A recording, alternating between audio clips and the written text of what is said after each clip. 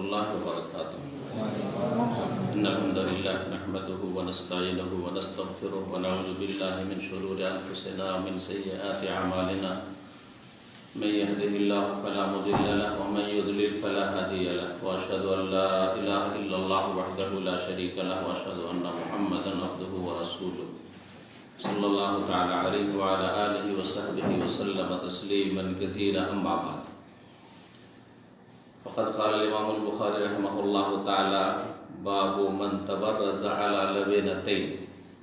قال حدثنا عبد الله بن يوسف قال أخبرنا مالك عن يحيى بن سعيد عن محمد بن يحيى بن حبان عن عمه واسع بن حبان عن عبد الله بن عمر أنه كان يقول: إن ناسا يقولون إذا قعدت على حاجتك فلا تستقبل القبلة ولا بيت المقدس.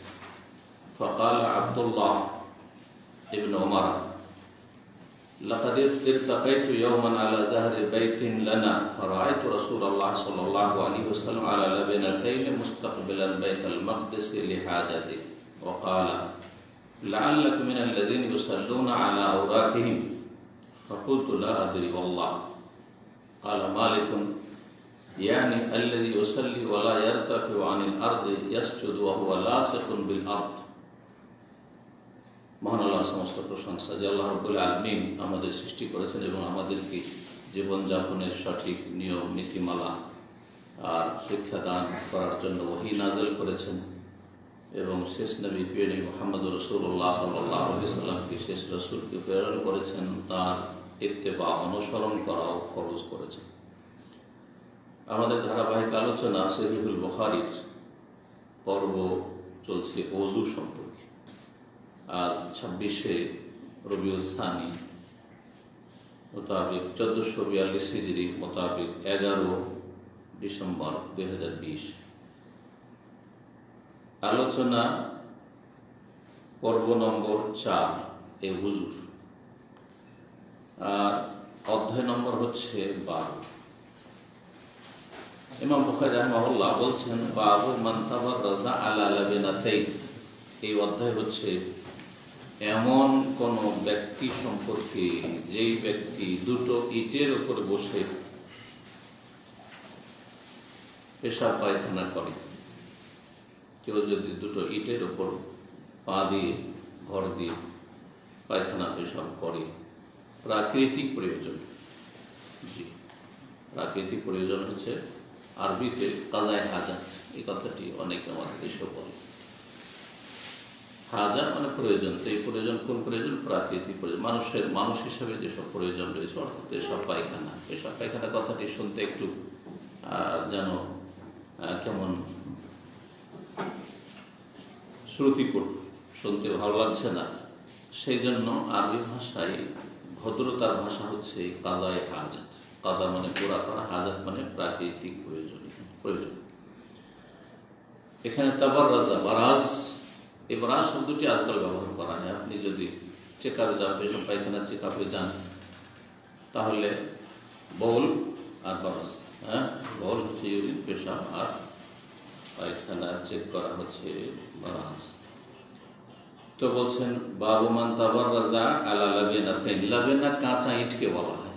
এক হচ্ছে পোড়া ইট আর একটা হচ্ছে কাঁচা ইট। লাবিনা ইটের উপর পা দিয়ে পেশাব পায়খানা করা, যাতে করে পেশাব পায়খানা আপনার শরীরে না লেগে যায়।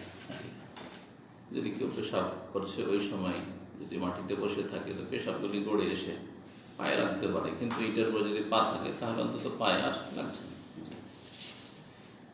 আজকাল যে টয়লেটগুলো বানানো টয়লেট, সেখানেও দেখেন এইগুলো পায়ের জায়গাগুলো উঁচা করা আছে একটু, তাই না? একটু উঁচা করা আছে। আর উঁচা না থাকলে আশঙ্কা আছে। উঁচা যদি না করা থাকে তো পেশাব পায়খানা যেখানে গড়ে পড়েছে সেই জায়গাটা নিচে করা আছে, তো এটাই হলো উঁচা করা। তার মানে এরকমটা কেউ যদি করে, দুটো ইটের উপর পা দিয়ে আছে, ভর দিয়ে আদৌ বসে পেশাব পায়খানা করছে, তো এটা প্রমাণিত, কোনো অসুবিধা নেই। তাবেই ওয়াসি বিন হিব্বান রাহমাতুল্লাহ আলাইহি বর্ণনা করেছেন প্রখ্যাত সাহাবী আব্দুল্লাহ বিন ওমর রাদিয়াল্লাহু তাআলা আনহু থেকে, দ্বিতীয় খলিফা আমিরুল মুমিনিন ওমর রাদিয়াল্লাহু তাআলা আনহুর ছেলে এবং বড় একজন সাহাবী ছিলেন। ওমর রাদিয়াল্লাহু তাআলা আনহুর পরে যদি তার পিতা কঠোরভাবে নিষেধ না করে যেতেন তো অনেকের প্রস্তাব ছিল যে তিনি খলিফা হবেন, এত যোগ্য মানুষ তিনি। ওসমান, আলী, অন্যান্য এইরকম যারা সিনিয়র সাহাবায়ে কেরাম তাদের মর্যাদার ইলমের দিক থেকে, আমলের দিক থেকে, সুন্নতের পাবন্দির ক্ষেত্রে তার বিস্ময়কর ঘটনাবলী রয়েছে। এত সুন্নতের পাবন ছিল। সুন্নাত মানে আবার দেশীয় ভাষা বাঙালিদের কাছে আর বিশেষ করে বিদাতপন্থীদের কাছে দাড়ি টুপি, তাই না? সুন্নতি পোশাক মানে জুব্বা, এগুলো আসলে ভুল। সুন্নাত মানে জীবনের প্রতিটি ক্ষেত্রে রাসূলুল্লাহ সাল্লাল্লাহু আলাইহি ওয়াসাল্লামের আদর্শ মেনে চলা। যেখানে যেটা করেছেন সেটা আকীদার ক্ষেত্রে হোক, ইবাদতের ক্ষেত্রে হোক, আখলাক চরিত্রের ক্ষেত্রে হোক, চলাফেরার ক্ষেত্রে হোক, ব্যক্তি জীবনে হোক, পারিবারিক জীবনে হোক, জিকির আজকারের ক্ষেত্রে হোক, সামাজিক ক্ষেত্রে হোক, মানুষের সাথে চলাফেরার ক্ষেত্রে হোক। একজন মানুষ অসুখ হয়েছে তো আমার সুন্নতি কাজ ওর সাথে, এখানে শুনুন। একজন মানুষ মারা গেছে, তার আপনি শুনতে পেলেন যে একজন মুসলিম মারা গেছে, আর আপনি জানাজায় হাজির হতে পারবেন আর তার দাফনে হাজির হতে পারবেন, তো এখানে সুন্নতি তরিকা কি যে না ভাই গরিব মানুষ, সুতরাং এখানে যাওয়ার তো কোনো সার্থকতা নেই। যেমন কালকের এক জানাজা দেখলাম, একজন বাংলাদেশি জানাজা হইল, 5টা বাঙালি ছাড়া কেউ নেই, সব আরবরা জানাজা করল। কারণ মানুষ যে গরিব, তার জানাজায় গিয়ে যার পার্থিব কোনো ফায়দা নেই। ধনীদের জানাজায় যদিও বেদিন হোক না কেন, যদিও নাস্তিক হোক না কেন, যদিও মুশরিক হোক না কেন, কবর পূজারী হোক না কেন, লক্ষ লক্ষ লোক, জি হ্যাঁ, এগুলো আসলে সুন্নত না। আমি সুন্নতি কাজ করে এলাম, লক্ষ লক্ষ লোক জানাজে হাজির হয়েছে। আরে সব বিদাতি, আর বিদাতির জানাজে গেছে না, নাস্তিক, বিধর্মী, ইসলাম বিদ্বেষী, তার জানাজায় লক্ষ লক্ষ হাজার হাজার লোক, ফায়দা কি? কোন সুন্নাত পালন করতে গেছে না। তো কথা হচ্ছে যে সুন্নাত মানে সার্বিক জীবনে রাসূলুল্লাহ সাল্লাল্লাহু আলাইহি ওয়াসাল্লামের আদর্শের বাস্তবায়ন। এই কথাটা সব সময় যদি আকীদার পরিশুদ্ধি আপনার হয়ে থাকে, আকীদা মানহাজ ঠিক হয়ে থাকে, তাহলে এটা সবসময় থাকে। আর 2-4টা কাজের নাম সুন্নত না। কেউ রফেদান করলো সুন্নত, আমি জোরে বললে সুন্নত, হ্যাঁ সুন্নত অবশ্যই, এগুলো সুন্নত, কিন্তু অনেক ক্ষেত্রে সুন্নত নেই, কিন্তু প্রচলিত সুন্নত। দাড়ি ওয়াজিব, সুন্নত নাই, কিন্তু দাড়ি টুপি মানে সুন্নত মূর্খদের কাছে। না, টুপি সুন্নত নয়, যেটা সুন্নত নেই সেটাও সুন্নত, যেটা ওয়াজিব সেটাও সুন্নত। অজ্ঞতা, আসলে অজ্ঞতা সমাজে।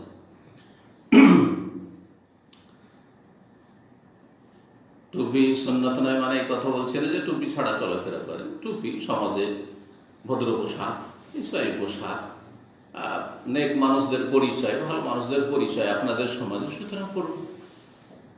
কিন্তু যেসব দেশে টুপি থাকলেও আর না থাকলেও সমান, কেরালায়, শ্রীলঙ্কায় টুপি না থাকলেও খুতবা দিতে দেবে, আর টুপি থাকলেও খুতবা দিতে দেবে। কিন্তু বাঙালি জাতি বিনা টুপিতে খুতবা দিতে দেবে, বক্তব্য করতে দেবে, আপনাকে আলেম বলবে।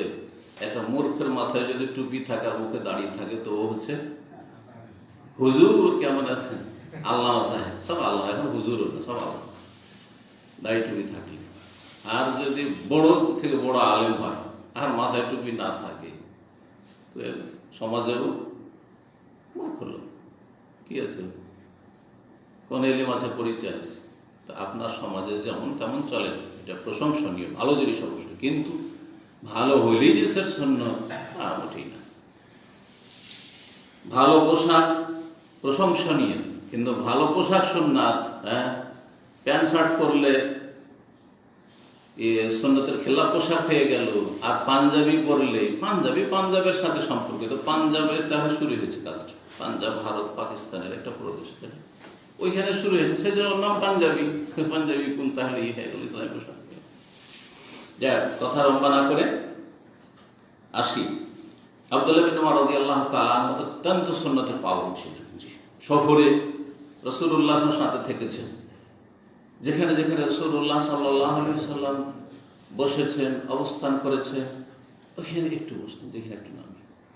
যদিও এটা তার সুন্নতের সাথে বা নবী সাল্লাল্লাহু আলাইহি ওয়াসাল্লামের আদর্শের সাথে, জীবনীর সাথে অত্যন্ত ভালোবাসার পরিচয়, কিন্তু এটা কোনো সুন্নত নয় যে যেখানে নবী সাল্লাল্লাহু আলাইহি ওয়াসাল্লাম বসেছেন, যে রাস্তা দিয়ে হেঁটেছেন আপনাকে হাঁটতে হবে, যে রাস্তা দিয়ে নবী সাল্লাল্লাহু আলাইহি ওয়াসাল্লাম হিজরত করে এসেছেন ওই রাস্তা দিয়ে মক্কা থেকে মদিনা আসবেন আপনি, এমন কিছু আছে সওয়াবের কাজ, এমন কিছু নেই।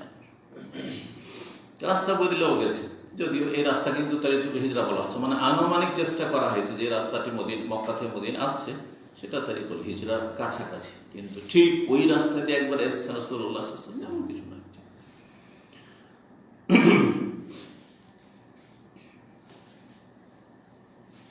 আন্নাহু কানা ইয়াকুল, আব্দুল্লাহ ইবনে উমর রাদিয়াল্লাহু তাআলা বলতেন, ইন্নান নাসান ইয়াকুলুন, কিছু মানুষরা আছে যারা বলে, কি বলে, ইযা কাআতা আলা হাজাতিকা, যখন তোমার প্রাকৃতিক প্রয়োজন পুরা করার জন্য বসবে, তার মানে পায়খানা পেশাবে বসবে, ফালা তাস্তাকবিরিল কিবলাতা ওয়ালা বাইতুল মাকদিসি, তখন তুমি কিবলার সামনে করবে না আর বাইতুল মুকাদ্দাসকে বা বাইতুল মাকদিসকে সামনে করবে না। বাইতুল মুকাদ্দাস বলতে পারেন অথবা বাইতুল মাকদিসও বলতে পারেন,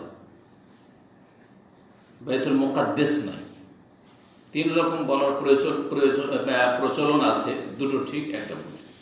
বাইতুল মুকাদ্দাস পবিত্র, যাকে আল্লাহ পবিত্র করেছেন, আর না হয় বাইতুল মাকদিস জারফে মাকান, মাকদিস যারা বেয়াদরবাদ থেকে মদরের, জি জারফের জামান বা মাকান, জারফের সেগা, মাকদিস বলবেন। কিন্তু বাইতুল মুকাদ্দিস পবিত্রকারী ঘর, না পবিত্রকারী না, ইসিম ফাইল না, বা ইসিম মফুল মুকাদ্দাস, আর না হইল মাকদিস জারফে মাকান। যারা আরবি গ্রামার বুঝে তাদের জন্য বললাম, দুটো উচ্চারণ ঠিক।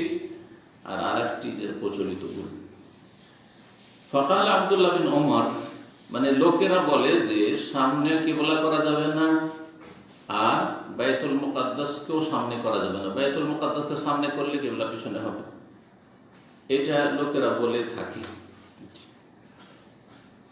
সেটা অনেকের তখন সাহাবায়ে কেরামদের মত ছিল, সেটা ঘরে হোক আর বাইরে হোক, বিষয়টি সাহাবায়ে কেরামদের আমল থেকে ইখতিলাফ চলে আসছে, ঘরে হোক অথবা বাইরে হোক, অর্থাৎ বানা টয়লেটের ভিতরে হোক অথবা খোলা মাঠে হোক, পেশাব পায়খানায় কিবলা সামনে করা যাবে না। আর বাইতুল মুকাদ্দাসও সামনে করা, আর বাইতুল মুকাদ্দাস উত্তর দিকে মক্কা থেকে, কাবা থেকে, সুতরাং বাইতুল মুকাদ্দাসকে যদি সামনে করেন তো পেছনে হয়ে যাবে কিবলা, তো পেছনেও করা যাবে না, আগে পিছু করা যাবে না। আব্দুল্লাহ ইবনে উমর রাদিয়াল্লাহু তাআলা আনহুমা ইজতিহাদ এবং মত ছিল যেটা দলিলের দিক থেকে শক্তিশালী, এবং অধিকাংশ আইম্মায়ে কেরামদের মতে এটি, অধিকাংশ আইম্মায়ে কেরামদের মতে এটি, যে ঘরে আর বাইরের পার্থক্য রয়েছে। আব্দুল্লাহ ইবনে উমর রাদিয়াল্লাহু তাআলা আনহু সাহাবায়ে কেরামদের মধ্যে তিনি শীর্ষস্থানীয় সাহাবী, যার মত ছিল যে ঘরে হলে কিবলা আগে পিছিয়ে গেলে অসুবিধা নেই, টয়লেট বানানো টয়লেটের ভিতরে, কারণ সেখানে বেয়াদবির কথা শুনতে হলে বেয়াদবিটা অত প্রকাশ পাচ্ছে না ঘরের ভিতরে। কিন্তু খোলা মাঠে আপনি পেশাব পায়খানা করছেন কিবলা সামনে করে, বেয়াদবিটা সুস্পষ্ট সামনে কিবলা, খোলা মাঠ, সেটা কিবলা দেখা যাক আর নাই দেখা যায়, আর যদি কিবলা দেখা যায় তাহলে আরো বেয়াদবি স্পষ্ট। সামনেও করা যাবে, পেছনে করা যাবে না। গত সপ্তাহে বলেছিলাম তৃতীয় আরেকটি মত হচ্ছে যে সামনে করা যাবে না কিন্তু পেছনে করা যাবে। তো অধিক সতর্কতা কিসে রয়েছে? হ্যাঁ, গত সপ্তাহে যারা ছিলেন যে আগে পেছনে পুরোটাই করবেন না, আর সেটা ঘরেও করবেন না আর বাইরেও করবেন না। এই মতটি ছিল আবু আইয়ুব আনসারী রাদিয়াল্লাহু তাআলা আনহু, প্রখ্যাত সাহাবী। তিনি যেহেতু এই হাদিসের বর্ণনাকারী, আর যে তোমরা যখন পেশাব পায়খানায় পূরণ করবে তখন ফালা তাস্তাকবিরুল কিবলাতা বিগায়াতিন ওয়ালা বাউলিন ওয়ালা তাস্তাদবিরুহা ওয়ালাকিন শাররিকু ওয়াগরিবু। হাদিসটি ছিল। তো তার মত ছিল যে ঘরেও চলবে না, বাইরেও চলবে না। আর এই ইখতিলাফ তারপরে ফুকাহায়ে কেরামদের মাঝে চলে আসে। ইমাম হানিফা রাহিমাহুল্লাহর মাযহাবে ঘরে হোক আর বাইরে হোক, সামনে হোক আর পিছনে হোক, কোনোটাই চলবে না। অনেক আহলে হাদিস উলামায়ে কেরাম বলছেন যে এটাই ঠিক, অথবা এইটাতে রয়েছে অধিক সতর্কতা। আমার মত হচ্ছে এটাতে রয়েছে অধিক আপনার তাকওয়া পরহেজগারের সতর্কতা। যখন ঘর বানাবেন, টয়লেট বানাবেন, তখন আপনি এমন করে বানাবেন যাতে কিবলা সামনেও না করতে হয়, পেছনে না করতে হয়। কিন্তু যদি দেখেন যে আমার এইভাবে করতে হচ্ছে, তাহলে জায়েজ। অথবা কোথাও হোটেলে অথবা কারো বাড়িতে গেছেন, আপনি ইসলামিক সেন্টারে এসছেন, আর কিবলা যদি আমাদের এখানে কিবলামুখী হয়ে নেই আলহামদুলিল্লাহ, কিন্তু যদি বানানো থাকে তো জায়েজ, কারণ এরও পক্ষে দলিল আছে, দলিল আসছে। আজকে কয়েকবার করে হাদিসটা আসবে। ইবনে ওমর রাদিয়াল্লাহু তাআলা আনহু যে দেখেছেন এবং বর্ণনা করছেন সে আমলটি রাসূলুল্লাহ সাল্লাল্লাহু আলাইহি ওয়াসাল্লাম। এটি হচ্ছে ইমাম শাফি রাহমাতুল্লাহ মত, যে ঘরে জায়েজ সামনে পিছনে করা, আর বাইরে জায়েজ নয়।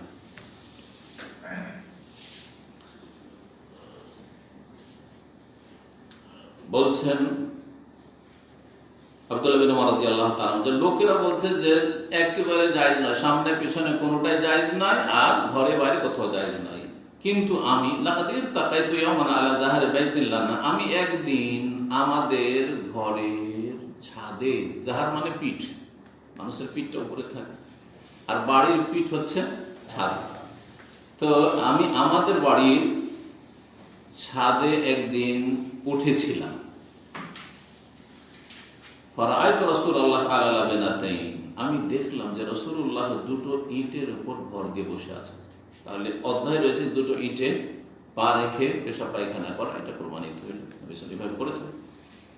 মুস্তাকবিলান বাইতুল মাকদিস, বাইতুল মুকাদ্দাসকে সামনে করে, লিহাজাতিহি, নিজের প্রাকৃতিক প্রয়োজন পুরা করার সময়, পেশাব পায়খানার সময়। বাইতুল মুকাদ্দাসকে যদি সামনে করে থাকেন তো কাবা কোন দিকে পড়বে? পেছনে পড়বে। রাসূলুল্লাহ এরকম ঘরের ভিতরে বানানো বাথরুমে এরকমটা করেছেন। সুতরাং কেউ যদি বলে যে ঘরের মধ্যে জায়েজ নয়, এই আমলের খেলাফ, এটা বলতে চাইছেন ইবনে ওমর রাদিয়াল্লাহু তাআলা, যে জায়েজ আছে ঘরের ভিতরে, নবী সাল্লাল্লাহু আলাইহি ওয়াসাল্লাম করেছেন। যারা বলছেন যে না ঘরেও চলবে না, তারা এই হাদিসের উত্তর দিয়েছেন। একটি উত্তর হচ্ছে যে এটি রাসূলুল্লাহ সাল্লাল্লাহু আলাইহি ওয়াসাল্লামের কর্ম, আমল, আর আমলে সম্ভাবনা আছে যে হতে পারে রাসূলুল্লাহ সাল্লাল্লাহু আলাইহি ওয়াসাল্লামের এটি খাস বৈশিষ্ট্য, এটা অন্যদের জন্য নাও হতে পারে।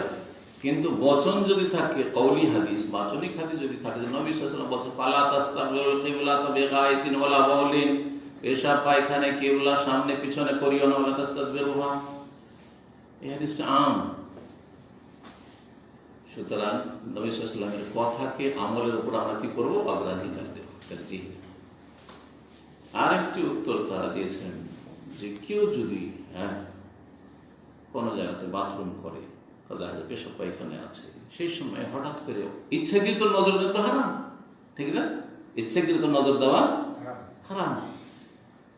আমাদের দেশে নদীর কিনারায় আর রেল লাইনের পাশে আপনাদের জানা আছে, যারা বসবাস করে এরা বেহায়া হয়ে যায়, ইল্লা মাশাআল্লাহ, এদের লজ্জা কমে যায় ধীরে ধীরে।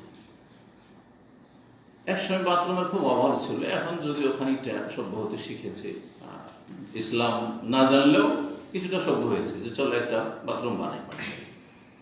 বাইরে এরকম রাস্তাঘাটে, রাস্তার পাশে, রোডের পাশে অথবা রেলের পাশে, নদীর কিনারায়, নদীর পাড়ে পেশাব পায়খানা করছে, আর মানুষ পাশ দিয়ে রাস্তা আছে চলাচল করছে, বা গাড়ি চলছে, ট্রেন বাস চলছে,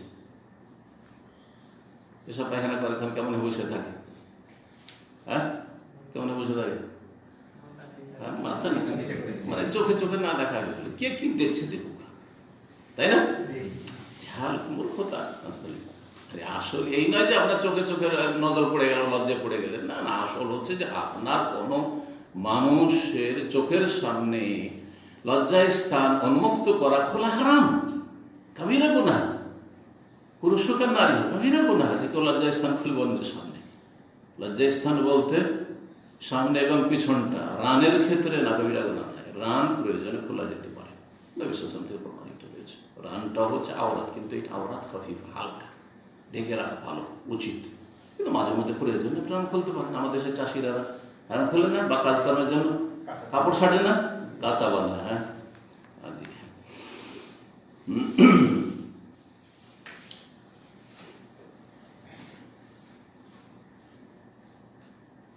কি বলছিলাম, যে জবাব দিয়েছে তারা যে ইচ্ছা করতে কেউ দেখবে না, জায়েজ নয়, অনিচ্ছাকৃত যখন নজর পড়ে, নজর যদি কারোর উপর পড়ে যায় যে পেশাব পায়খানা করছে, আপনি তাকিয়ে থাকবেন, সাথে সাথে নজরটা অন্যদিকে করবেন।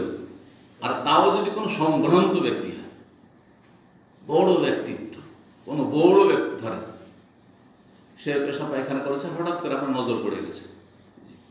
আচ্ছা, নবী সাল্লাল্লাহু আলাইহি ওয়াসাল্লাম তৈরিকৃত বাথরুমের ভিতরে পেশাব পায়খানা করছিলেন, সেই সময় কেমন করে নজর পড়লো? হ্যাঁ, টয়লেটের ভিতরে কেউ যদি বাথরুম করে তো নজর পড়তে পারে?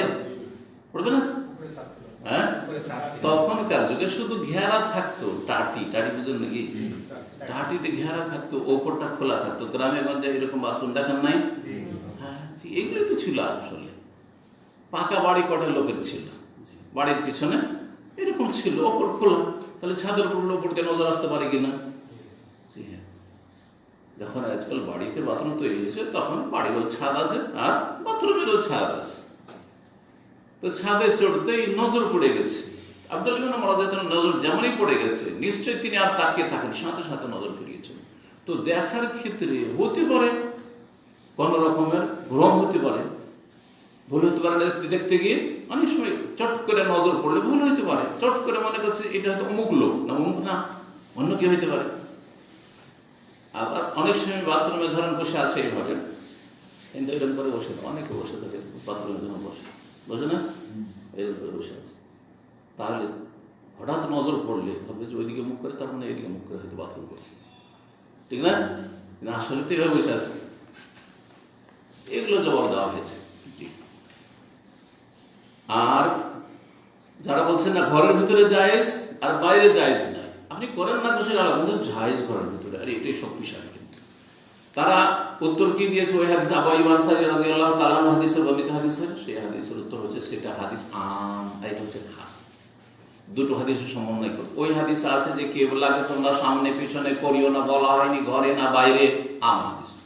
আর এই হাদিসে রাসূলুল্লাহ সাল্লাল্লাহু আলাইহি ওয়াসাল্লামের আমল খাস করে দিচ্ছে যে ঘরের ভিতরে রাসূলুল্লাহ সাল্লাল্লাহু আলাইহি ওয়াসাল্লাম কিবলাকে পিছনে করেছেন, বাইতুল মুকাদ্দাসকে সামনে করেছেন।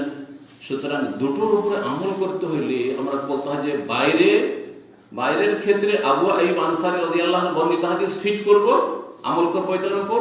আর ঘরের ক্ষেত্রে, বানানো বাথরুমের ক্ষেত্রে আব্দুল্লাহ ইবনে ওমর রাদিয়াল্লাহু তাআলা আনহু এই হাদিসের উপর আমল করব, যেটাতে নবী সাল্লাল্লাহু আলাইহি ওয়াসাল্লামের আমল বর্ণনা করেছেন।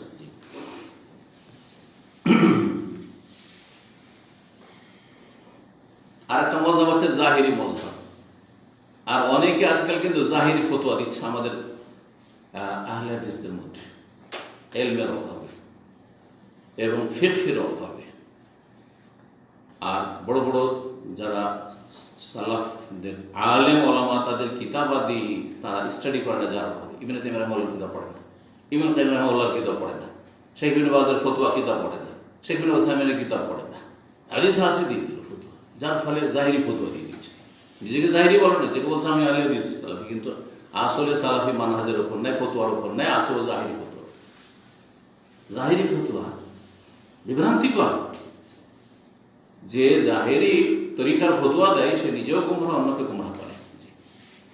যেমন একজন মুফতি কয়েকদিন আগে খুব এই ভয়সটি ছড়িয়েছে, ফতোয়া দিয়ে দিয়েছে যে হাদিসে তো এসছে যে 7 রকমের ধন সম্পদে বা 7 রকমের বস্তুতে সুদ আছে, রেবা আছে। সুতরাং আর 8 নম্বরের পৃথিবীতে কোনো কিছুতে রেবা সুদ নেই।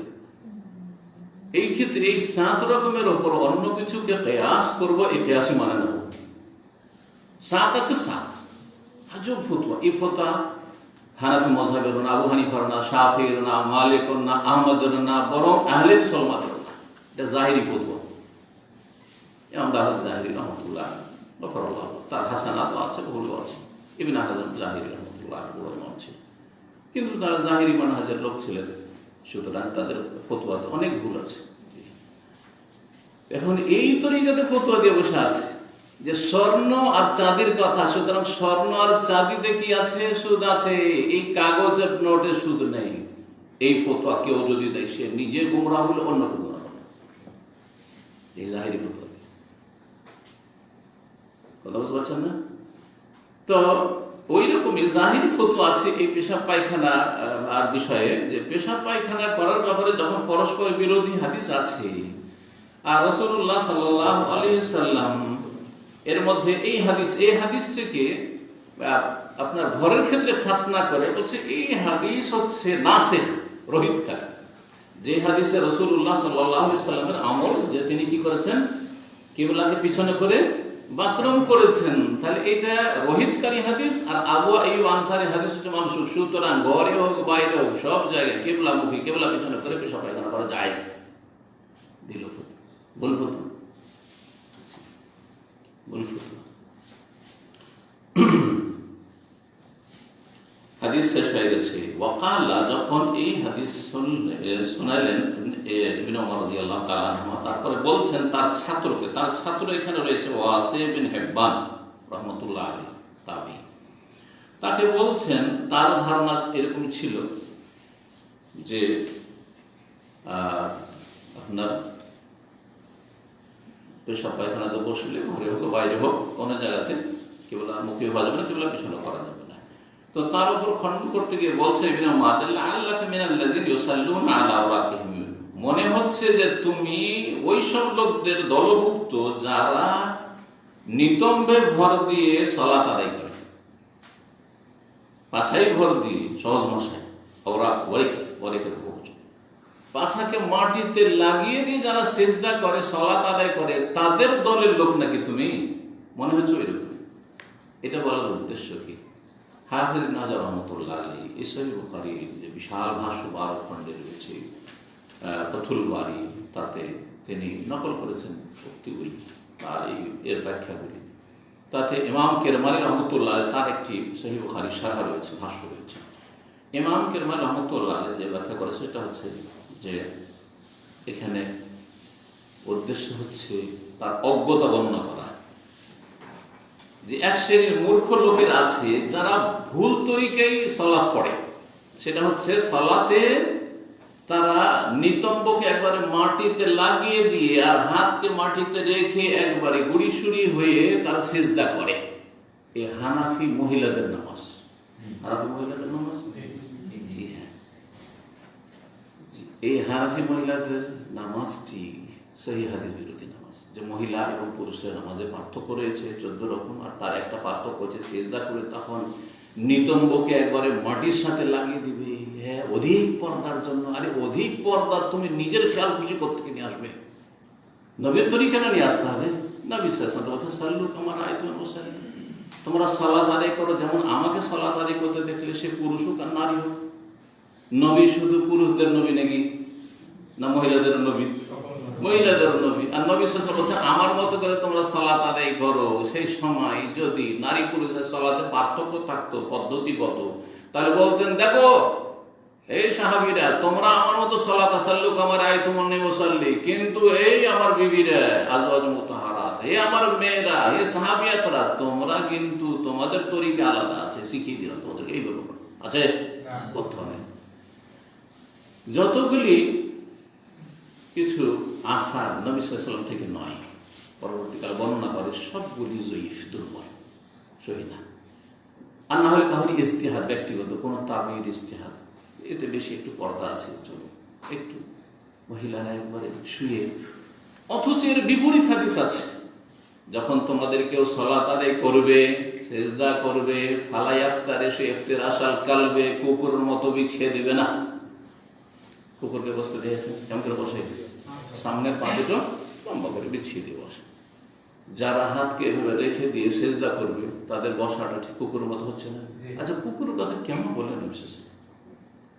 এমনি বলতেন যে হাত বিছিয়ে দিও না, কিন্তু ইফতিরাশাল কালবে, কুকুরের মতো বসিও না, কাকের মতো ঠোকর দিয়ে সালাত আদায় করিও না। এরকম বিভিন্ন পশু পাখির সাথে তুলনা করেছেন ভুল সালাতগুলি, ভুল নামাজগুলিকে।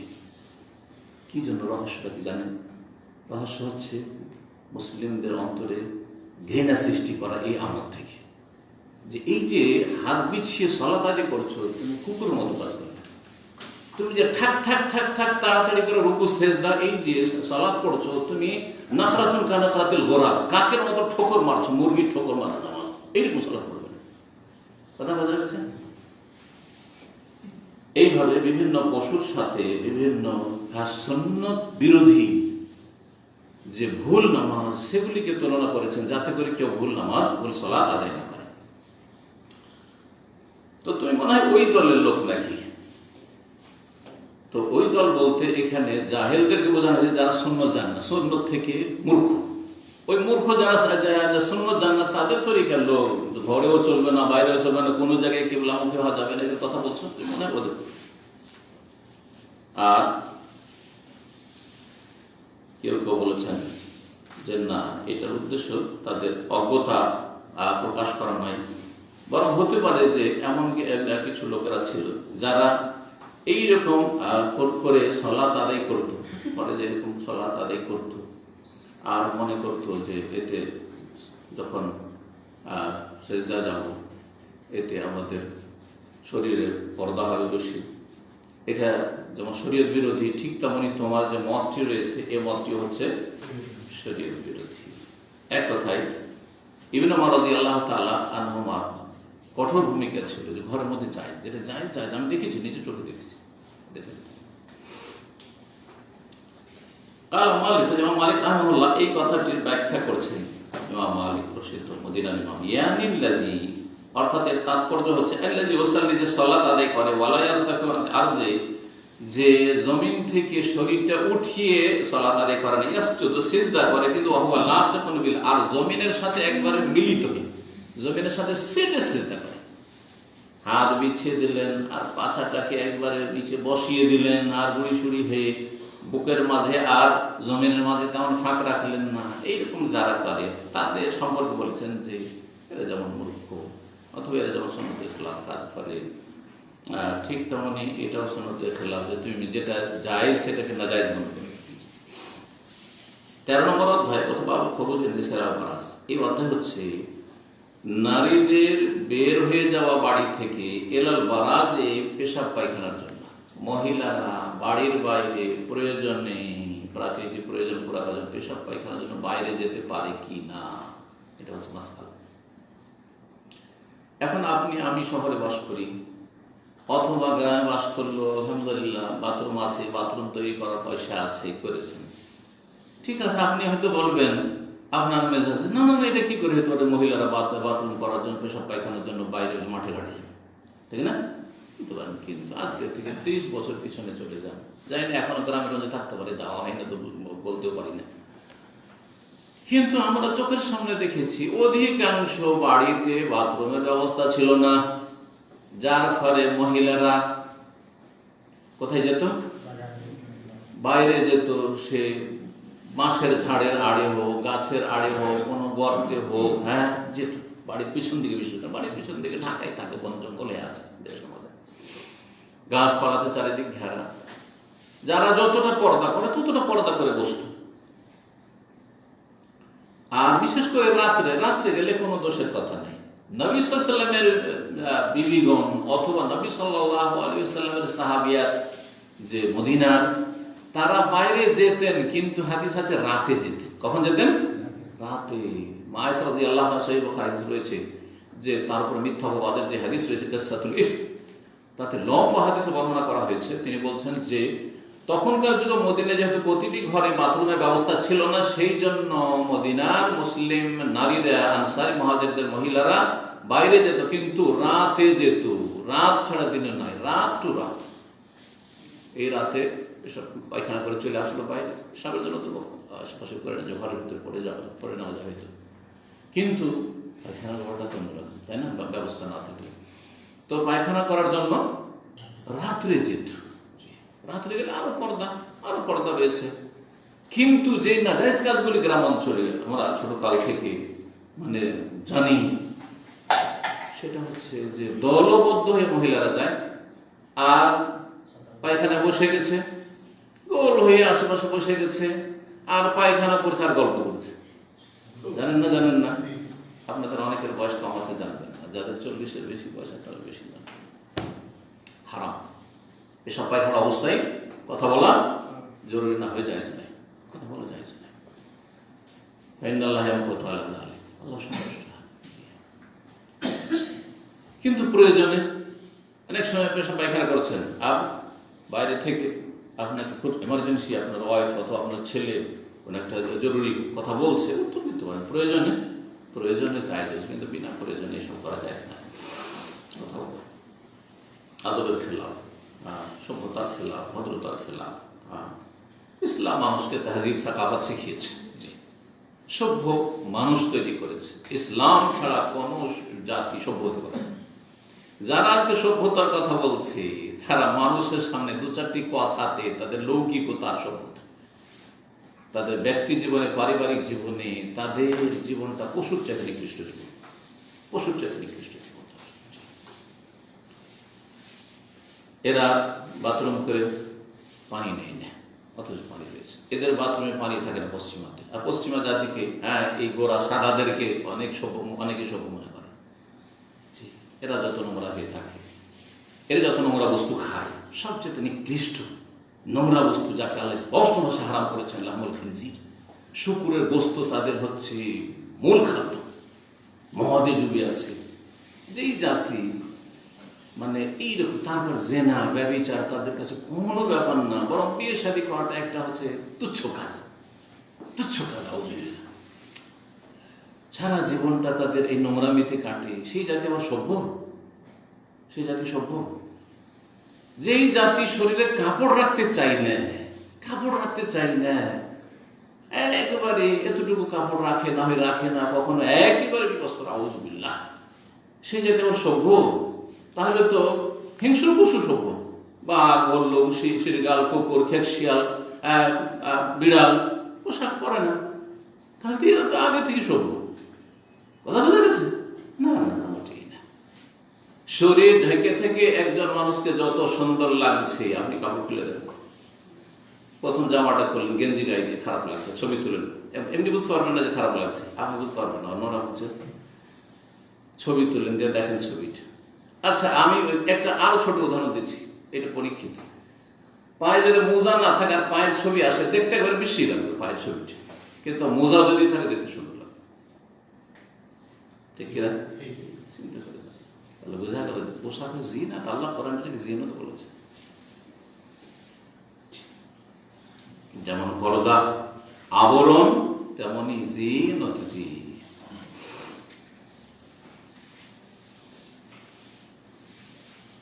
মা আয়েশা রাদিয়াল্লাহু তাআলা আনহা থেকে বর্ণিত হাদিস বলছেন, আজওয়াজান নবী সাল্লাল্লাহু আলাইহি ওয়াসাল্লাম কুননা ইয়াখরুজনা বিল-লাইল, চলে আসছে এখানে হাদিস।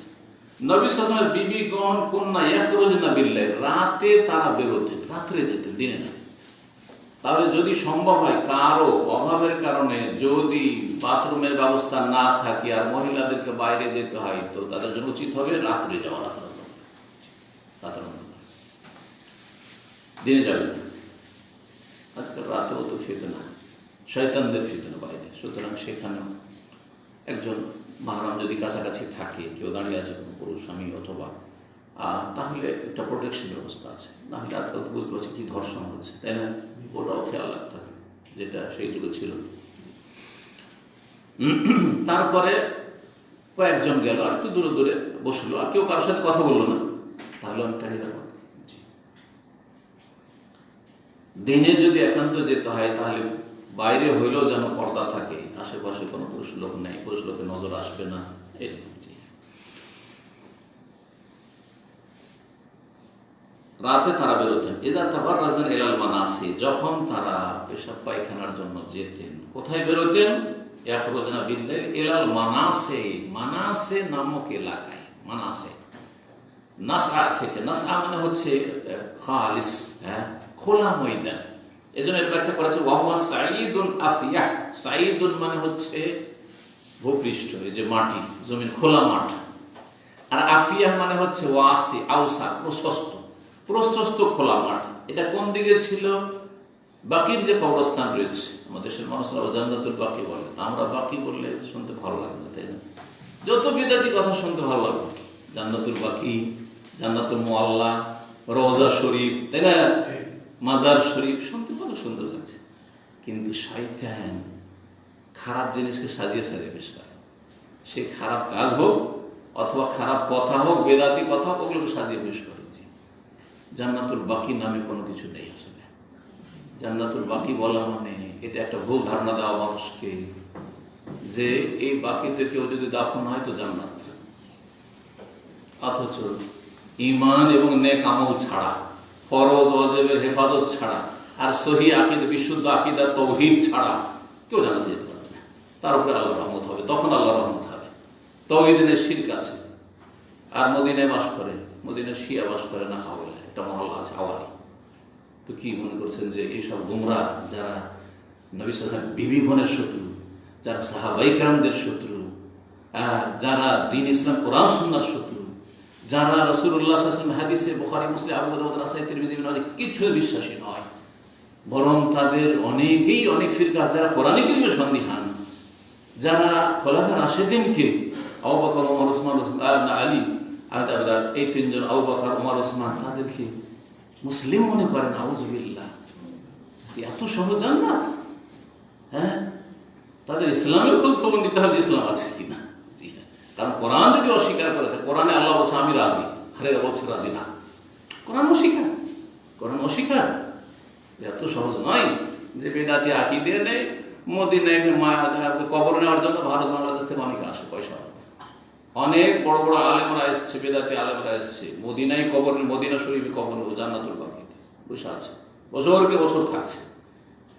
সুফি আকীদা নিয়ে, শিরকি আকীদা নিয়ে, বিদাতি আকীদা, হুলুল আর ওয়াহদাতুল ওজুদের আকীদা নিয়ে, আর এখানে মক্কা মদিনায় মারা গেছে। জান্নাত এত সহজ? এত সহজ নয়।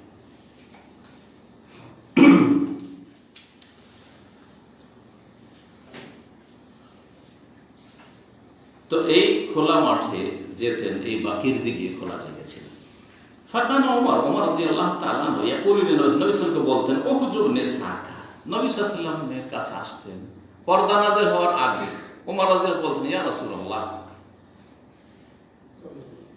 পর্দা করা উচিত, আমাকে ভালো লাগছে না যে আপনার বিবিদেরকে বরফাজে দেখবে, কারণ পর্দার হেজাবের বিধান নাযিল 6 হিজরিতে, দেরি হয়ে নাযিল হয়েছে। মদিনা আসার পরে 5 বছর পর নাযিল হয়েছে। মক্কাতে পর্দার হুকুম যতদিন নাযিল হয় ততদিন পর্দার চেহারা ঢাকতো না মহিলারা, কারণ আল্লাহ হুকুম করেনি চেহারা ঢাকা, হাত ঢাকা, হাত চেহারা এগুলো খোলা থাকতো। কিন্তু যেমনই হিজাবের আয়াত নাযিল হলো, ইউদনিনা আলাইহিন্না মিন জালাবিবিহিন্না, এই আয়াত যখন সূরা আহজাবে নাযিল হইল, তখন নবী সাল্লাল্লাহু আলাইহি সাল্লামের বিবিগণ, তারপরে সাহাবিয়া সবাই তখন একটা চোখ খুলে, তখন তার পাতলাই কাপড় ছিল না, নেকাবের অবস্থা ছিল না, মোটা মোটা কাপড়, তখন ঘোমটা টেনে একটা চোখ দিয়ে রাস্তা দেখে, রাস্তার কিনারা কিনারা মহিলারা চোখ দেন। তো ওমর রাদিয়াল্লাহু তাআলা বেশ কিছু বিষয়ে তলব করতেন বা মন থেকে চাইতেন যে আল্লাহ এটা হইতো, আল্লাহ এটা হইতো। তার মধ্যে একটি ছিল হিজাব, পর্দা। আল্লাহ পর্দার বিধান তুমি নাযিল করে দাও, মহিলারা এরকম চেহারা করে চলাফেরা করবে, এটা ভালো আছে। আল্লাহ তার মতের অনুকূলে ওহী নাযিল করেছেন অনেক বিষয়, তার মধ্যে এটি একটি বিষয়, বেশ কিছু বিষয় ছিল। পর্দা নাযিল হওয়ার আগ পর্যন্ত বাইরে যেতেন, আর পর্দা নাযিল হওয়ার পরেও, যে ইফকের হাদিসে রয়েছে যে পর্দা নাযিল হওয়ার পরেও রাসূলুল্লাহ বিবিগণ রাতের বেলা মাঝে মধ্যে যেতেন, বাইরে যেতেন।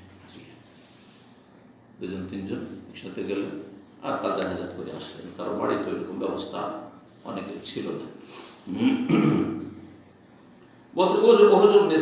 আপনার বিবিদের আপনি হিজাবের ব্যবস্থা করুন, হিজাবের নির্দেশ দিন। ফালাম ইয়াকুন রাসূল ইয়াফআল, কিন্তু রাসূলুল্লাহ সাল্লাল্লাহু আলাইহি ওয়াসাল্লাম এই কাজটি করতেন না। কেন করতেন না? শিথিলতা ছিল না, তিনি নিজে আগে বেড়ে কিছু করতেন না। অমায়ান্তিকু আনিল হাওয়া, সূরা নাজম হচ্ছে, নিজের পক্ষ থেকে কোনো কথা বলতেন। আল্লাহ বলেনি চেহারা ঢাকতে আমি কেন বলবো? এখনো তো হুকুম আসেনি। ধীরে ধীরে ইসলামী বিধানগুলি 23 বছরে নাযিল হয়েছে, একবারে নাযিল হয়নি। বড় হিকমত ছিল, কারণ কাফের মুশরিক 360টা মূর্তির পূজা করছে মক্কার অলিতে গলিতে, আর কাবার চারিদিকে 360টা মূর্তি। আর তাদেরকে যদি একবারে বলা হয় মদ হারাম, চেহারা খোলা হারাম, হ্যাঁ, এই 5 ওয়াক্ত তোমাকে সালাত পড়তে হবে, এই সিয়াম রাখতে হবে, এই যাকাত দিতে হবে, বলছি এতগুলি পারবো না, পাপ সব মুরতাদ হয়ে যেত, তাই না? মুসলমানই হতো না। আস্তে আস্তে আস্তে আস্তে আস্তে ইসলাম কমপ্লিট নাযিল হওয়ার পরে আস্তে আস্তে চলবে না। অর্থাৎ আপনি আজকে ইসলামিক সেন্টারে এসেছেন, আর আপনি কোন একটা মাসলা জিজ্ঞাসা করছেন, যে মাসলাটা সালাতের মাসলা নয়, অন্য কিছু জিজ্ঞাসা করছেন। ধরেন আপনার বিবির চেহারার কথা বলছেন, আমি বলবো যে না, জায়েজ জায়েজ আছে না, কারণ ওহী নাযিল হয়ে আছে যে চেহারা রাখতে হবে, সুতরাং বলবো আপনাকে। যদি জিজ্ঞাসা করে টাকনার নিচে, টাকনাটা ঢাকা যাবে কিনা কাপড় দিয়ে, না টাকনার উপরে রাখতে হবে, কি বলবো? আপনার জন্য চলবে বলবো নাকি? না, জায়েজ জায়েজ বলবো না, কারণ দিন কমপ্লিট হয়ে গেছে, আমার লোক আবার অবকাশ নেই হারাম আমার জন্য গোপন করা, কথা বোঝা গেছে। কিন্তু আপনি যদি জিজ্ঞাসা না করেন তো আমি আগে আপনার টাকনার নিচেও কাপড়, আর সিগারেটও খাচ্ছে, মুখ দিয়ে গন্ধ আসছে, আর শুনতে পেলাম যে তো নামাজও পড়ে না, তাহলে সবগুলি একসাথে বলবো না, সবগুলি। এটা হচ্ছে দাওয়ার হিকমত। দাওয়াতের কাছে কি দাড়িও নেই, প্রথম দিনই বলবো ভাই দাড়িটা রেখে আসি, বলবো নাকি? কখন না, এটা তরিকা না, এটা দাওয়াতের হিকমত। কিন্তু আপনি যদি জিজ্ঞাসা করেন দাড়ির যে সাহেব দাড়ির হুকুম কি, অবশ্যই বলবো যে আছে। আপনি জিজ্ঞাসা করে ফেলেছেন, আমাকে সহি কথা বলতেন না, আর কি আমাদের ভেসে যাবো। কিন্তু আপনি যদি জিজ্ঞাসা না করেন তাহলে আপনাকে দাড়ির দাওয়াত দেবো না। প্রথম কিসের দাওয়াত দেবো? তৌহিদ। যদি জানি যে আপনি মাজারপন্থী, 8 মাইজ ভান্ডারি, আপনি দেওয়ানবাগী, আগে তৌহিদ, সালাতের আগে তৌহিদের কথা। কবর পূজা ছাড়ুন, পীর পূজা ছাড়ুন, মাজার পূজা ছাড়ুন, না হলে কিচ্ছু কবুল হবে না। এই নামাজ পড়ে লাভ নাই, জমা বেকার আপনার এই শিরকি কুফরি আকীদা নিয়ে কোন কাজে আসবে না। আপনি তৌহিদি জনতা না, শিরকি জনতা, যতই বলেন না কেন। জানছি মাশাআল্লাহ কিন্তু তৌহিদের সাথে সাথে তৌহিদের সমানই গুরুত্ব রাখে কিন্তু সালাত। সুতরাং বলবো আপনাকে 5 ওয়াক্ত সালাত পড়ে। আরে বেশি না পারবেন দিনে রাতে 70 রাকাত পড়ে নেবেন, ফরজটা পড়ে 5 ওয়াক্ত, ফজর ছাড়বেন না। সুন্নাত ভারী লাগছে, ঠিক আছে, আস্তে আস্তে পড়ে নেবেন। আপনি 70 রাকাত পড়ে দেন, আপনি মুসলিম, বুঝা গেছে না? এটাকে বলা হয় তাদাররুজ ফি দাওয়া। দাওয়াতের ক্ষেত্রে ধাপে ধাপে বাড়াতে হবে, স্টেপ বাই স্টেপ। আপনি বেহায়া পরিবারের মেয়ে বিয়ে করে নিয়ে এসেছেন, আর নিয়ে আসার পরে একবারে লাগাম টেনে ধরেছেন, কি করবে মহিলা? পালিয়ে গিয়ে কোন খারাপ ছেলের সাথে পালিয়ে যাবে। কোন হুজুরের পল্লাতে পড়েছি, ঠিক না? আপনি প্রথম যেতেন না, আপনি বেহায়া পরিবারে, বেদিন পরিবারে যেতেন না, যখন গিয়েছেন তো আস্তে আস্তে লাগামটা, আস্তে আস্তে রশিটা, আস্তে আস্তে। আল আহাম্ম ফাল মুহিম, যেটা বেশি গুরুত্বপূর্ণ আর গুরুত্বপূর্ণ সবই। আবার আমাদের কাছে এটা নেই, যেমন অনেকে বলে এই হাইজ নেফাসের মাসলা, এই সুন্নতের মাসলা, আপনারা এগুলো নিয়ে কেন বাড়াবাড়ি করেন? আর রফে দেন আমিন জোরে আসতে যাই করুক সারা জীবন বলবে না, এটা ভুল কথা। অবশ্যই বলতে হবে, কিন্তু গুরুত্বপূর্ণ আর অধিক গুরুত্বপূর্ণ, বুঝা গেছে না? গুরুত্বপূর্ণ আর অধিক গুরুত্বপূর্ণ। আপনি যখন গ্রামে যাবেন দেখবেন যে বড় রোগ, ঠিক ডাক্তার কাছে রোগী আসে, একটা লোক এসছে করোনা রোগী, আর তার সাথে তার মেলাগুলি রোগ আছে, আরো রোগ আছে, মেলা রোগ আছে। ডাক্তার সবগুলি একসাথে ওষুধ দেবে, এতগুলি নাকি? দেখবে যে যেটা রোগ ভালো করা এখন জরুরি, না হলে লোকটা এখনই মারা যাবে। করোনা আক্রান্ত, এখন করোনা চিকিৎসা করি, বাকিগুলো থাক, একে বাঁচিয়ে রাখি, কমসে কম বাঁচিয়ে রাখি, আস্তে আস্তে সুস্থ হলে তখন অন্য ওষুধ দিতে পারি।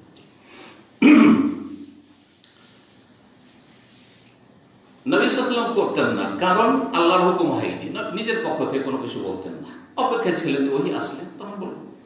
ফাখারাজাত সাউদাতু বিনত জামা যাওজুন নবী সাল্লাল্লাহু আলাইহি ওয়াসাল্লাম লাইলাতান মিনাল লায়ালি ইশাআন, একদিন এশার সময় নবী সাল্লাল্লাহু আলাইহি ওয়াসাল্লামের সহধর্মিণী সাউদা বিনতে জামা, সাউদা রাদিয়াল্লাহু তাআলা আনহা, তিনি বেরিয়েছেন।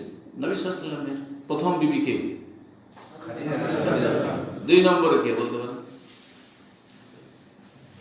দেখি একটু কতটা নবীর জীবনী, সিরাতুন নবী। 2 নম্বরে কাকে বিয়ে করেছেন? সাউদা রাদিয়াল্লাহু তাআলা। আইডিয়া তো বললেন না? হ্যাঁ, সাউদা রাদিয়াল্লাহু তাআলা। 3 নম্বরে আয়েশা রাদিয়াল্লাহু তাআলা।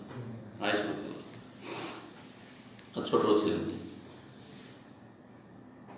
সাউদা রাদিয়াল্লাহু তাআলা আনহা একদিন রাতে বেরিয়েছেন এশার সময়।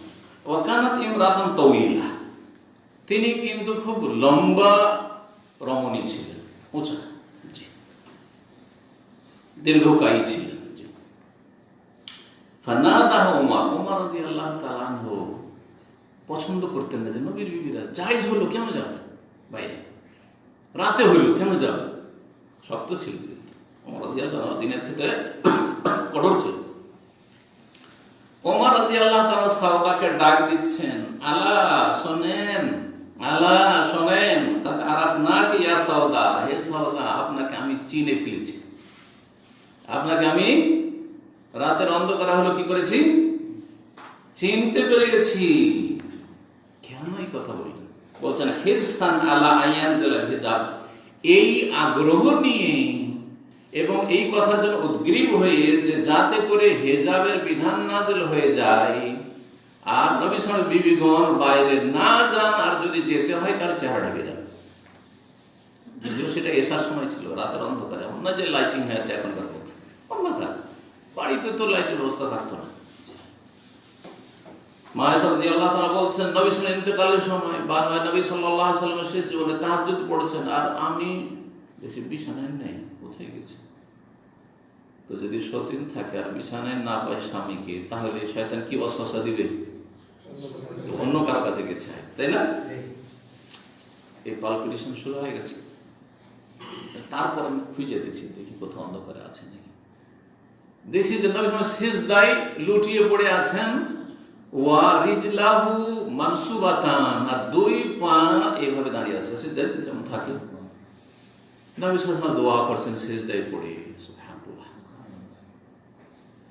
তো এইরকম খুঁজতে কেন হলো? এরকম করে খুঁজছেন, দাদা হাত লাগছে যে কোথায় আছে। কেন বলছেন তিনি, ওয়াল বুয়ুতু ইয়াওমাইযিন লাইসা ফিহা মাসাবিহ, ওই জামানে আমাদের বাড়িতে কোনো প্রদীপের ব্যবস্থা থাকতো না, আলোর ব্যবস্থা থাকতো না। মাঝে মধ্যে একটু চর্বি জ্বালিয়ে আলো করে দিলাম, খাওয়া দাওয়া করে নিলাম, কাজ কাম সেরে তারপরে অন্ধকার।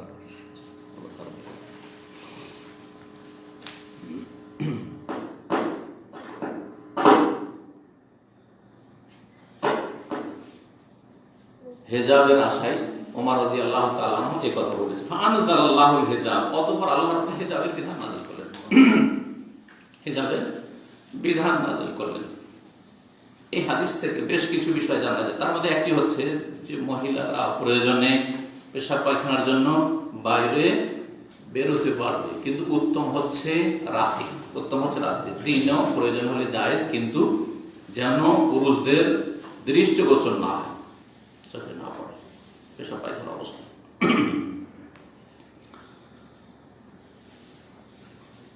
আর কি জানতে পারলেন দেখি? এর নাম হচ্ছে ইস্তেমবাদ। একটা হাদিস থেকে অনেক মাসাইল বেরোতে পারে। এই হাদিস থেকে কি জানা গেল না যে বেগানা মহিলার সাথে কথা বলা জায়েজ? জানা গেল না? ওমর রাদিয়াল্লাহু তাআলা আনহু মাহরাম নন নবী সাল্লাল্লাহু আলাইহি বিবির জন্য, যদিও নবীর বিবিগণ সবাই উম্মতের মা, আমাদের মা তারও মা, ওয়াজওয়াজু উম্মাহাতুহুম, কিন্তু এই মা কোন দিক থেকে?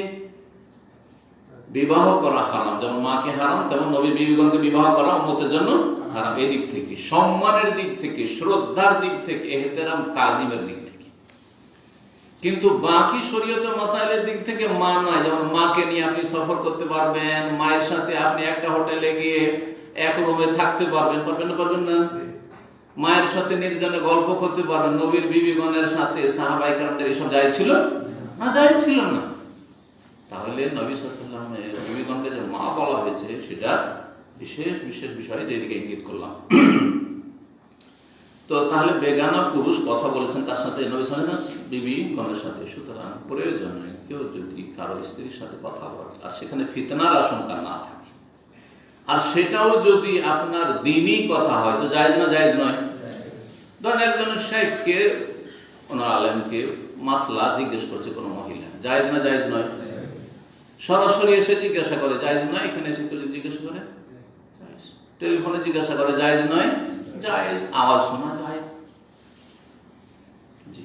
কিন্তু সামনে এসে কথা বললে বা জিজ্ঞাসা করলে, জিজ্ঞাসা করো কিন্তু চেহারা ঢেকে কথা বলতে পারে। কথা বোঝা যাচ্ছে? চেহারা হচ্ছে হিজাব, ঢাকার বস্তু, সুতরাং শরীর ঢাকা থাকবে। আর কথা হিজাব নাই, যে কথা যেন মহিলার না শুনতে পায় কোনো পুরুষ, এমন কথা নাই। তবে এমন কথা শোনানো যাবে না পুরুষদেরকে যেই কথাতে আকর্ষণ রয়েছে।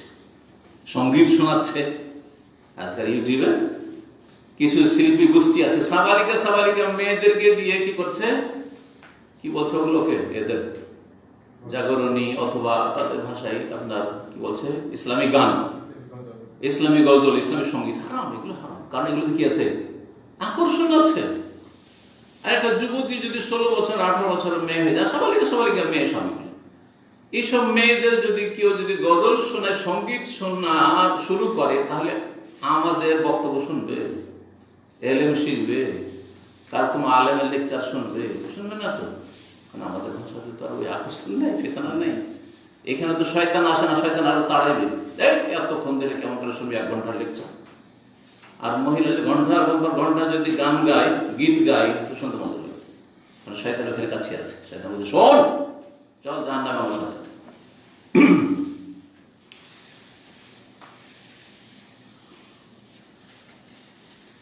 এই জন্যই কোরআন তেলাওয়াত, মহিলার কোরআন তেলাওয়াত,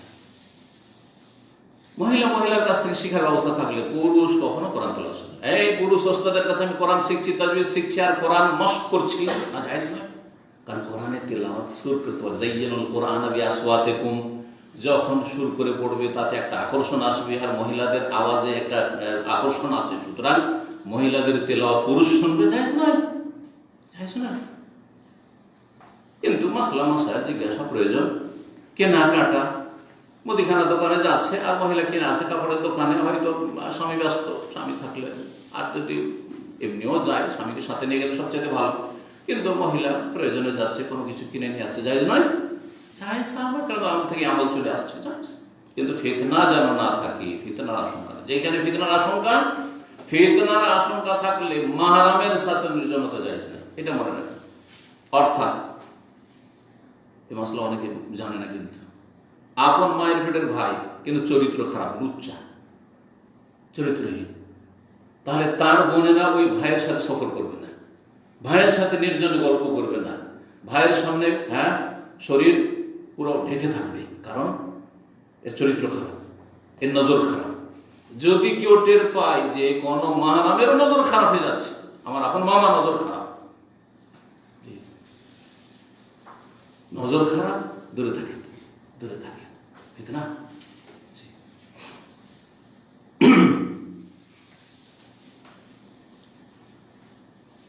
এই হাদিস থেকে জানা গেল যে মাকেও নসিহতমূলক কথা বলতে গিয়ে একটু শক্ত করে বলা যাবে।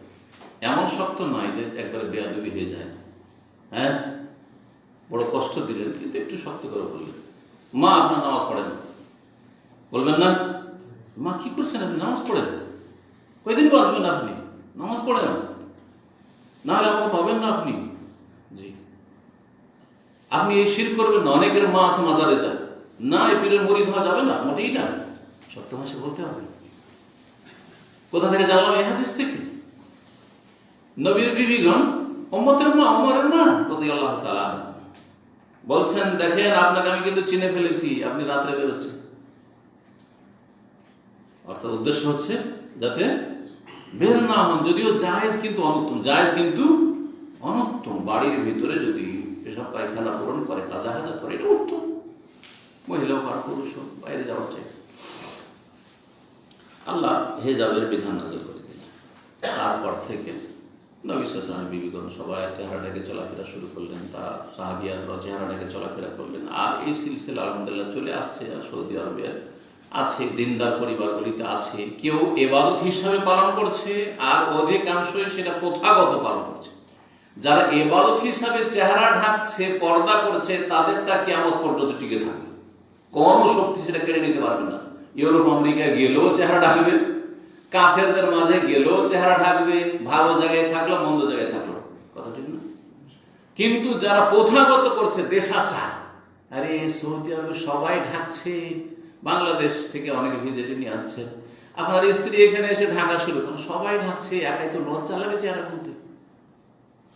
কিন্তু সে প্রথাগত করলো, দেশাচার করলো, তাহলে এই আদাত ইবাদত নয়, কোনো নেকিও পাবে না, আর এটা টিকসই হবে না। যেমন এখান থেকে এয়ারপোর্টে যাবে, সব খুলে ব্যাগে ভরে নেবে, করছে না অনেক মহিলা, সব খুলে ভরে নিচ্ছে।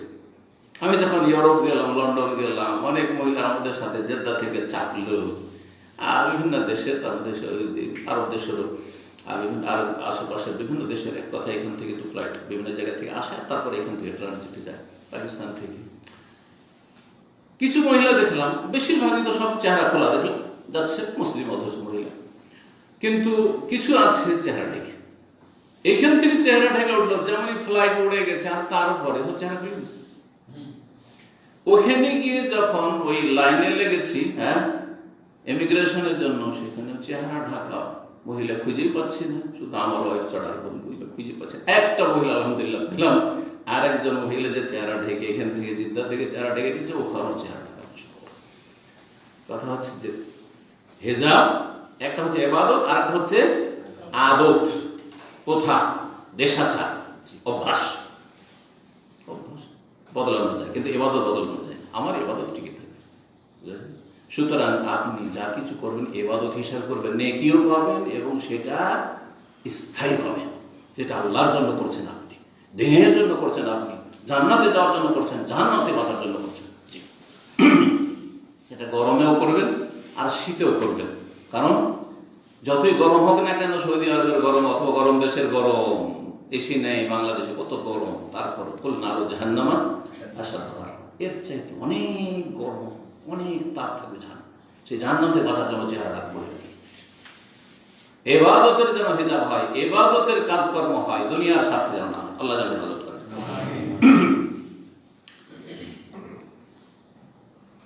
মায়েশা রাদিয়াল্লাহু তাআলা আনহা বর্ণিত 147 নম্বর হাদিস, নবী সাল্লাল্লাহু আলাইহি সাল্লাম থেকে তিনি বর্ণনা করেন, বলেন নবী সাল্লাল্লাহু বলেন, কাদ ওযানা লাকুন্না, হে আমার বিবিরা বা হে আমার সাহাবী মহিলারা, তোমাদেরকে অনুমতি দেওয়া হয়েছে আল্লাহর পক্ষ থেকে, আনতা খুরুজনা ফি হাজাতিকুন্না, যে তোমরা তোমাদের প্রাকৃতিক প্রয়োজন পুরা করার জন্য, পেশাব পায়খানার জন্য বাড়ির বাইরে বের হবে।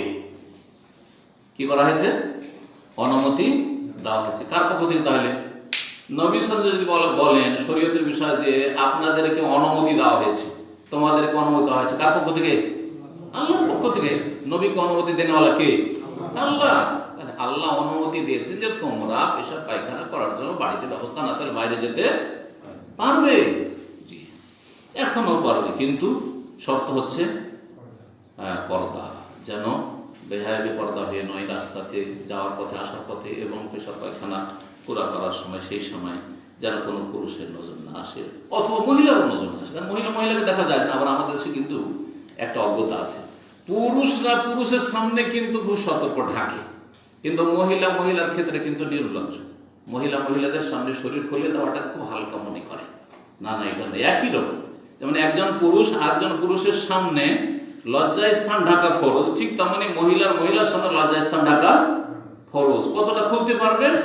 চেহারা, মহিলার সামনে মাথা খুলতে পারবেন, মহিলার সামনে যেমন আমরা খুলে থাকি, কিন্তু শরীরের আপনার যেগুলি আপনার ঢাকার বস্তু, যেগুলিতে ফিতনা রয়েছে, সেগুলি মহিলার সামনেও ঢাকবে। জি, বক্ষ ঢাকবে, পেট ঢাকবে, তারপরে আপনার নাভি থেকে নিয়ে হাঁটু পর্যন্ত ঢাকবে। হ্যাঁ, হাঁটুর নিচেটা পুরুষের সামনে খুলতে পারবে না, কিন্তু মহিলার সামনে হাঁটুর নিচে খুলতে পারবে। জি,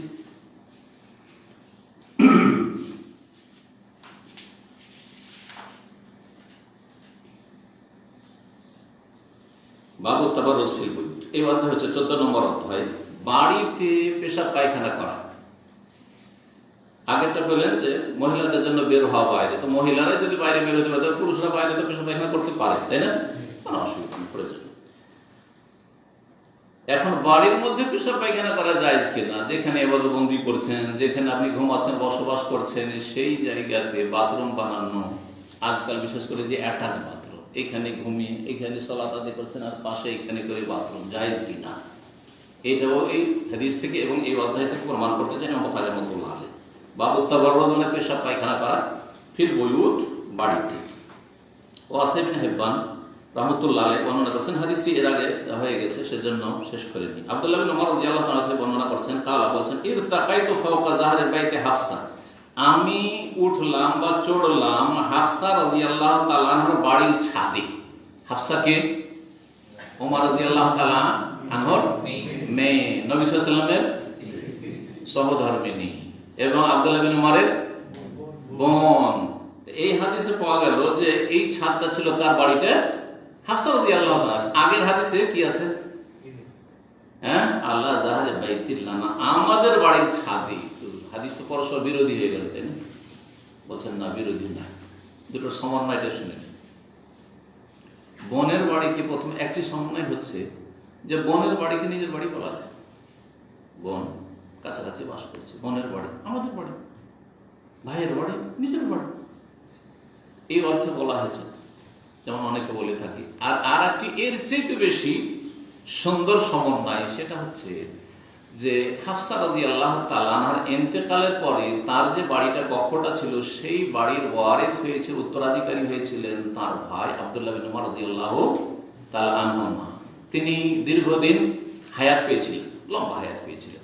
তো হাফসা রাদিয়াল্লাহু তাআলা ইন্তেকালের পরে যখন ওয়ারিস হলেন, তার বাড়িটা কার হয়ে গেল? আব্দুল্লাহ বিন উমরের।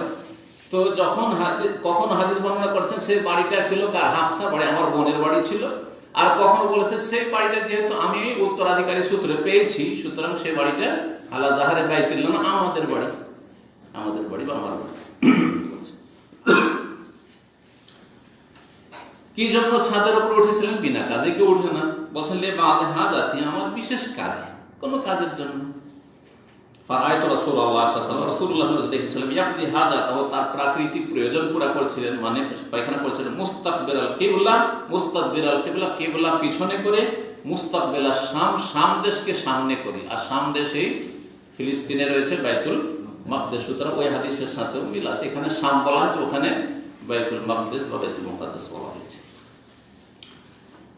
149 নম্বর হাদিস, সেই হাদিসটি এই সেম হাদিস। ওয়াসিব বিন হিব্বান রাহমাতুল্লাহ আলাইহি বলছেন যে আন্না আব্দুল্লাহ বিন উমর রাদিয়াল্লাহু তাআলা আনহু আখবারাহু, আব্দুল্লাহ বিন উমর রাদিয়াল্লাহু তাআলা তাকে জানিয়েছেন যে লাকাদ যাহারতু যাতা ইয়াউমিন আলা যাহরি বাইতিনা, আমি একদিন উঠেছিলাম, যাতা ইয়াউম মানে একদিন, আলা যাহরি বাইতিনা, আমাদের বাড়ির ছাদে। এখানে আসলে আমাদের বাড়ির ছাদে। ফারাইতু রাসূলুল্লাহ, আমি রাসূলুল্লাহ সাল্লাল্লাহু আলাইহি ওয়াসাল্লামকে দেখেছিলাম, কায়দান আলা লাবাতান, দুটো কাঁচা ইটের উপর বসেছিলেন পা রেখে। মুস্তাকবিলা বাইতুল মাকদিসে, বাইতুল মাকদিসকে, যেটা প্রথম কিবলা 16-17 মাসের কিন্তু কিবলা মদিনা আসার পর রাসূলুল্লাহ সাল্লাল্লাহু আলাইহি ওয়াসাল্লাম, আগের কিবলা ছিল রহিত।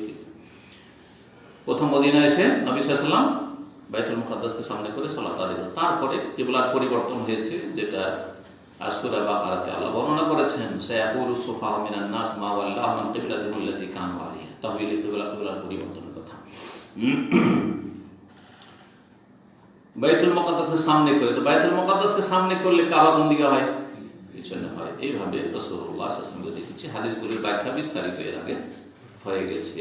এখানে আজকের আলোচনা শেষ করছি। আল্লাহ রাব্বুল আলামিন যেন আমাদের নেক আমল কবুল করেন, আমাদের ইলম আমলে বরকত দান করেন, আমাদের হায়াতে রুজিতে বরকত দান করেন। যেসব ভাইরা এসেছেন অথবা অনলাইনে শুনছেন, শুনবেন, আল্লাহ সকলকে যেন উত্তম প্রতিদান দান করেন এবং তাদের সার্বিক জীবনে বরকত দান করেন। সমস্ত বালা মুসিবত থেকে আল্লাহ যেন হেফাজত করেন। সারা বিশ্বের সমস্ত মুসলিম ভাই বোনদের আল্লাহ যেন হেফাজত করেন। সমস্ত ফিতনা থেকে বালা মুসিবত থেকে আল্লাহ যেন বাঁচিয়ে রাখেন। সুবহান রাব্বিকা রাব্বিল ইজ্জাতি আম্মা ইয়াসিফুন ওয়া সালামুন আলাল মুরসালিন ওয়া আলহামদুলিল্লাহি রাব্বিল আলামিন।